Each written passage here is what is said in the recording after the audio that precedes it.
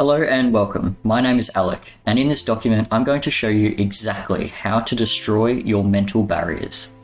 These are the exact processes and insights I use with my personal clients to unlock their full potential as an athlete. So who is this recording for?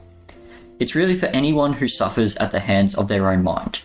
It's for athletes who have tried all the sports psychology tips and tricks and strategies, and people who don't want just another fix, but a cure. And finally, it's for athletes who want to achieve greatness. As a coach, I am wholeheartedly in search of what truly works, for permanent solutions. I have no interest in a fix. I am only interested in a cure. The purpose of this recording is to give you that permanent solution, to give you all of the information you could possibly need to break free from the torment of your mind. On top of this recording, I'm also giving you the PDF document, as well as a 30-minute one-on-one call with me. This is to take it a step further and apply this information directly to you, to understand your biggest mental barrier and give you a game plan to destroy it forever. Now, on this call, I will not try to sell you or convince you of anything. I hate sales calls. They're just so ingenuine. You just sit there the whole time thinking, when's he going to ask me if I want to buy what he has to offer? My philosophy is to help you so much that you actually ask me for more. And then you're either the right fit or we stay connected and I help you as much as I can for free. It's pretty simple. You can book in your free call using the link in the PDF, which is at the bottom of the document, once I prove to you that I can help you. So, with all that being said, let's get to unlocking your potential, shall we? So first and foremost, let's go through the common barriers to peak performance. And the first and probably the largest barrier is performance anxiety. So when faced with a challenge, you know what it's like. Our heartbeats quicken, our hands might start to tremble, and that raging storm of thoughts can cloud our focus. You know exactly what I'm talking about, right? It's your mind's way of emphasizing and reminding you of the importance of the moment. It's a mix of excitement, the weight of expectations, as well as the burning desire to excel. It's completely natural within athletes. Remember back to the last time that you felt this. It's the weight on your shoulders, the thoughts racing through your mind, that flutter that you get in your stomach. You know what I'm talking about, right? You remember it vividly. This anxiety stems from our deep-rooted concern and commitment to the outcome. We feel this anxiety simply because we care, because we're invested in the outcome. It actually means something to us. And performance anxiety basically embodies the fear of falling short, of making errors or not living up to the standards that we set for ourselves or those set by others. Interestingly enough, performance anxiety doesn't discriminate based on skill level. It's not something that you are free of once you get to a certain skill. In fact, the most talented athletes are often the ones that feel the most intense anxiety. And this is because not only do they set incredibly high standards for themselves, but for a lot of athletes, and maybe even you, it's their very livelihood at stake. There is money on the line. There is your entire career, your entire paycheck, your ability to feed your family on the line. Now, one can be forgiven for experiencing performance anxiety, as so many do, but to me, what is unforgivable is not finding a permanent cure for it. That brings us to part 2, confidence. In the world of sports, where every second counts and every move is watched, confidence is that silent force behind every victory. But what happens when this force wavers? When an athlete, despite their physical prowess, is gripped by self-doubt? I'm sure you can relate to this. You know that as an athlete, a lack of confidence isn't just a fleeting feeling. It's a heavy weight. It slows you down. It makes each step harder. It's really like running around with invisible chains on. The body may be willing and able, but the mind just holds you back. There's this uncertainty that can cripple performance and turning what would be a sure shot win into a struggle. Not only that, but beyond the field, well beyond the field, the effects of dwindling confidence are even more profound. You, as an athlete and also as a person, you start to question your worth, your skills, and your very place in the sport. Every missed goal, every lost match amplifies this doubt. It's not just about losing a game. It's about losing your sense of self. We, as athletes, we so closely align our sense of self with the sport that we play. It means everything to us and our identity. And that's why this mental spiral can lead to further anxiety, stress, and even so far as depression. How far down this hole are you? If you're at this stage, if you're at the point of severe anxiety and stress and depression, believe me, I feel you. I've been there as an athlete myself. I know exactly how that feels. All I can say is keep going. Your life is about to change, I promise. After all, in the arena of sports as in life, the toughest battles are always fought in the mind. And my job and my sole purpose is to end this battle forever. And yes, it is possible. And this brings us to our third greatest barrier, overthinking. Now, this is a silent opponent that many athletes, and most likely you, grapple with. It's when your mind, instead of being your ally, turns into a maze of endless loops. It paralyzes you from doing anything, let alone performing at your best. Overthinking isn't just about pondering too much. It's replaying that missed shot, or that wrong move, or that lost game, over and over. It's like being on a treadmill, running tirelessly, but never moving forward. This turns many athletes from a powerful stallion into a hesitant donkey. It's the reason that you make a stupid decision on the field and then immediately go, why on earth did I just do that? It's not the opponent in front of you, but that battle within that becomes your greatest challenge. In this crucial moment, your fiercest adversary isn't on the other side of the field. It's the storm of doubt raging inside your mind. As I've said before, I have no interest in telling you to be resilient or quiet your mind or any of the other sports psychology nonsense that you've probably heard before. I am only interested in completely obliterating it for good, and we'll get there soon. There's just one more thing that we need to talk about first, and that is why sports psychology is failing you. Now, let me ask you, have you seen a sports psychologist before? Have you read books on it? Have you taken any courses? Do you have some idea, or do you know a lot of the tips and tricks and methods that they teach? What's the mainstream advice that we hear over and over?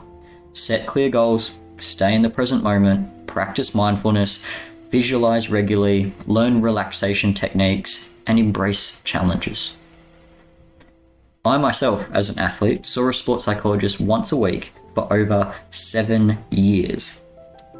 And do you know what I came to realize after all of that time? It does not work. Believe me, I set clear goals. I set the 10-year, 5-year, 1 year, 6 month, 1 month, 1 week goals. I practiced mindfulness for an hour a day. I learned the relaxation techniques. I did my very best to embrace challenges and quiet my mind. And guess what? I was still as nervous, as anxious, and as stressed as I had always been on the field. I still got angry and upset when I made a mistake. I still overthought everything and obsessed over every detail. And I still had a complete lack of confidence in my abilities. In fact, I got more frustrated by this distinct lack of progress in my mentality. It just made me think more about it. Is this something that you can relate to? Or is this exactly how you feel? If it is, I cannot wait to help you.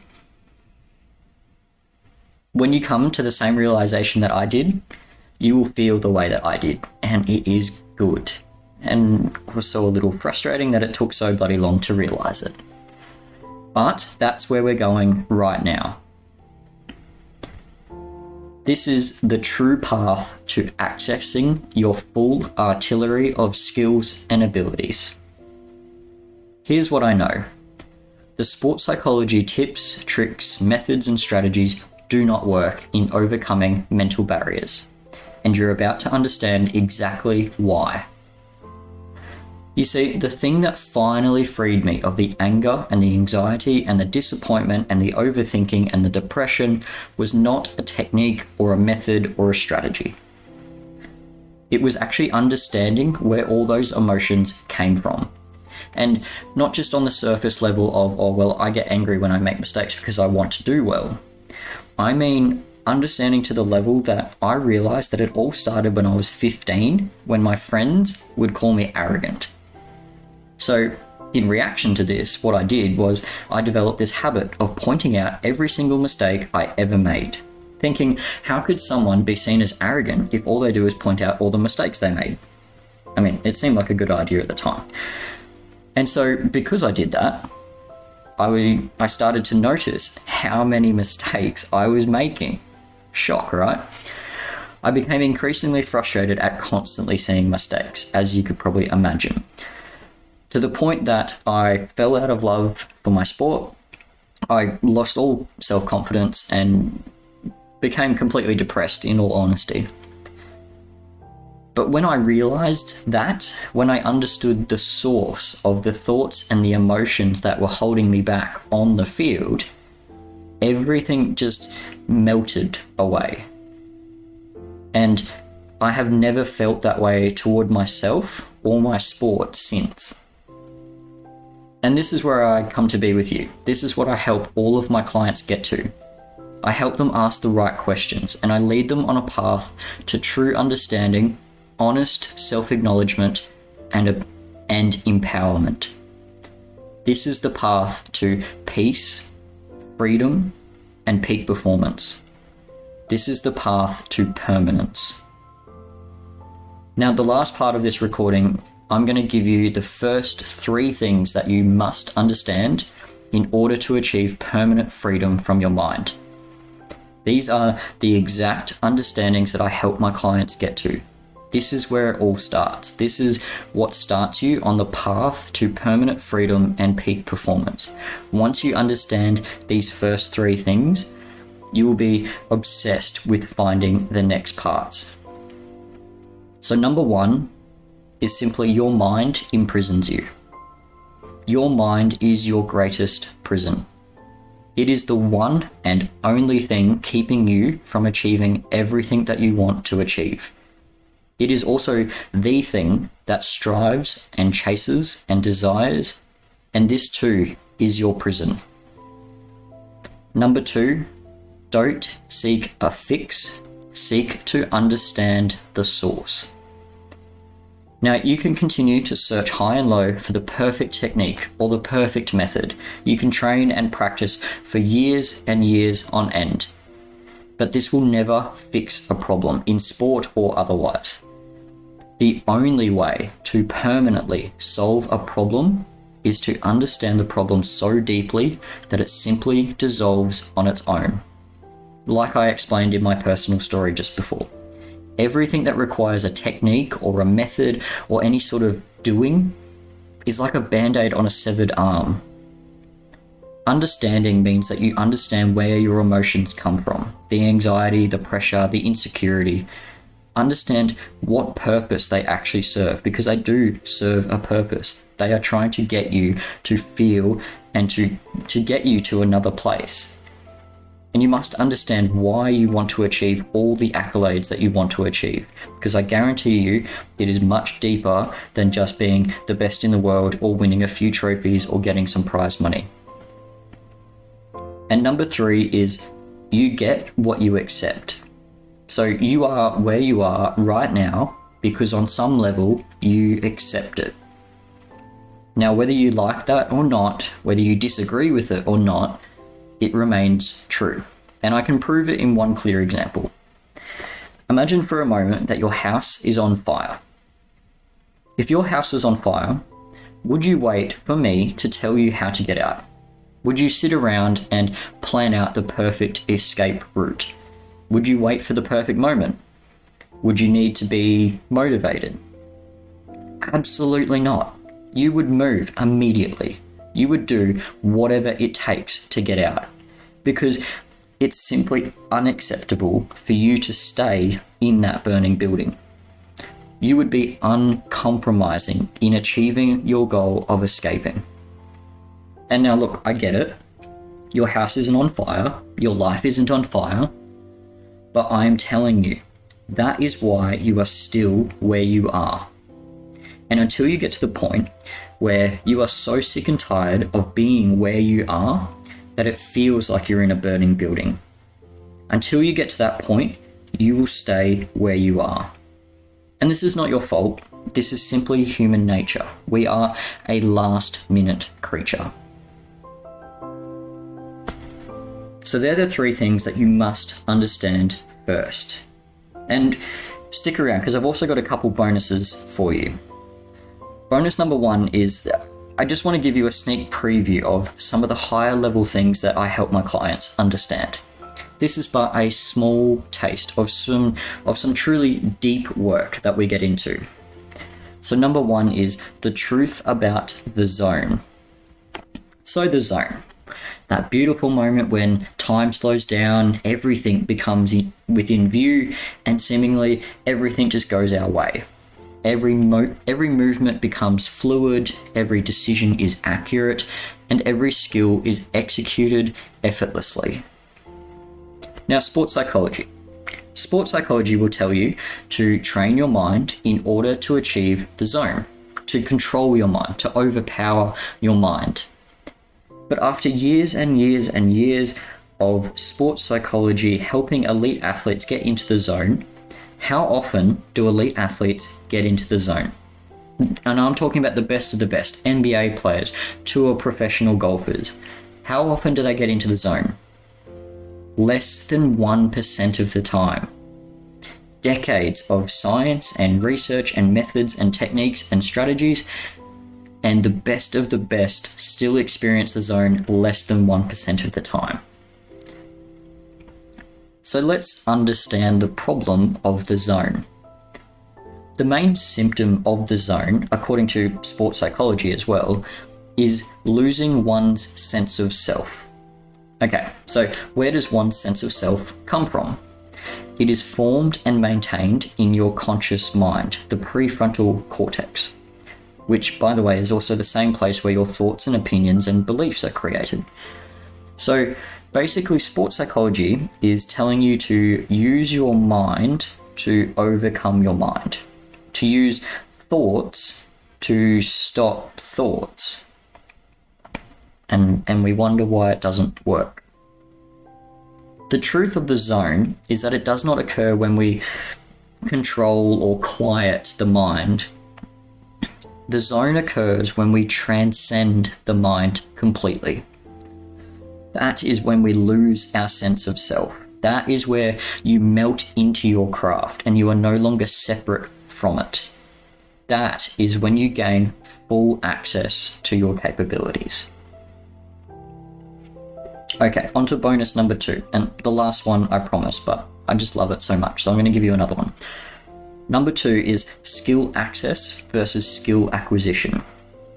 So 99% of athletes are focused on acquiring more skill, right? They train and they practice, all in the name of acquiring skill. And I'm sure that you're in the same boat. All you want to do is practice and train and try to get as many skills as you can and refine your skills and all that. It makes sense, right? That's what we're taught. We are all taught to get more skill constantly. Now, the problem is, as we have clearly identified, is that the mind is the greatest barrier to peak performance, not skill. Let me put it to you like this. If you had a bank balance of $1 million, but only had access to 400,000, what would you spend more time doing? Acquiring more money or accessing the money that you already have? You see, most athletes train to acquire.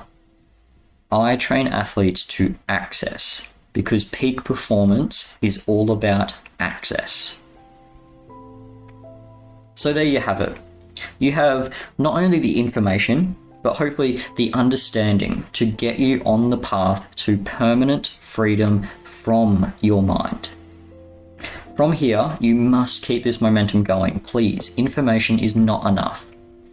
If the abundance of information that we have available to us actually worked, we'd all be billionaires with six packs, right?